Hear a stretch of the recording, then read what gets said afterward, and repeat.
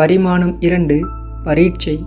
இப்போது மற்ற அனைத்து படைப்பினங்களுக்கும் கொடுக்கப்படாத இந்த சுதந்திரம் மனிதர்களுக்கு மட்டும் ஏன் தரப்பட வேண்டும் என்ற கேள்வி எழுகிறது. இது ஏனென்றால் இந்த உலகில் பரீட்சை எழுதுவது மனிதர்கள் மட்டும்தான் என்பதனாலாகும். ஒருவேளை மனிதர்களாகிய எங்களுக்கு பரீட்சை நடக்கும் அதே நேரத்தில் விலங்குகளுக்கும் நட்சத்திரங்களுக்கும் அணுக்களுக்கும் சேர்ந்து பரீட்சை நடாத்தப்பட்டால் என்ன நடக்கும் என்று சிந்தனை செய்து பாருங்கள். விலங்குகள் ஒன்றையொன்று கொலை செய்து கொள்ளும்.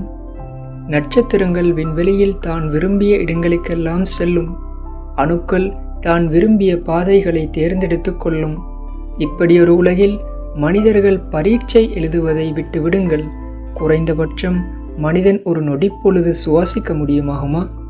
இதனால் தான் அல்லாஹ் மற்ற அனைத்தையும் கட்டுப்படுத்திவிட்டு மனிதர்களுக்கு மட்டும் பரீட்சை நடத்துகிறான்.